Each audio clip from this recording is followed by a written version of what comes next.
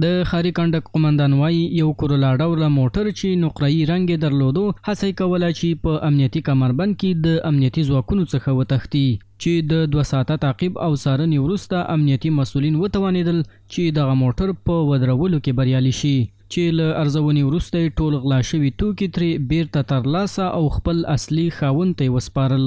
امنیتي ارګانو د کنډک اشاره تلاشي شروع کړي. دغه موټر راځي د رئیه نو چې کله د رئیې په مخابره کې غږ کېږي چې دغه موټر د تاسو تلاشي وکړئ دا کوم بایکونه چې ورسره دا بایکونه ښه حساس دقیقه تلاشي وسي چې نو کله چې دا خبره دی اوري د بایکو موټر ته د موټر ته ریز ورکوي فرار کوي. له بلې خوا د بلخ ولایت امنیه قمندانۍ د امنیت امیر وایي تېره ورځ د مزار شریف ښار د 10مې امنیتي حوزې اړوند ساحه کې 3 ښځو او یو سړي چې د 45,000 امریکایي ډالرو په ارزښت طلا او زیورات غلا کړي ول غوښتلې چې له ځان سره یوسي خو له څو ساعتونو وروسته د امنیتي ځواکونو لخوا دغه کسان ونیول شول او غلا شوي توکي ترې هم بیرته ترلاسه شو.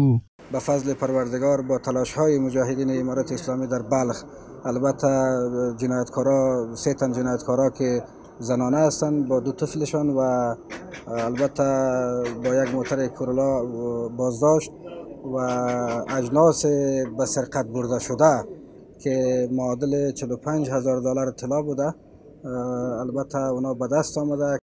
همایون چې د دې پیښې او قضیې څخه زیانمن شوی په بلخ کې د امنیتي ځواکونو څخه خوښ دی او د دوی هڅې ستایي. دیروز ساعت 1 بجه بود از طرف فامیل من خودم حیرتان بودم از طرف فامیل برای ما تماس صورت گرفت که مال ما همه آرایشگاهی که بودیم با سرقت رفت سارقین آمد و فرار کردن از محل. مجاهدین امارت اسلامی تعقیب کردن و سارقین را دستگیر کردن. ما بسیار خوشحال هستیم. تشکر خاص میکنیم از مجاهدین امارت اسلامی از بزرگان امارت اسلامی. د یادونې وړ ده په بلخ کې د اسلامي امارت مسؤلانو د شمیرو پر بنسټ په دې ولایت کې جنایي جرمونو کچه د پخوا څخه ډیره ټیټه شوې.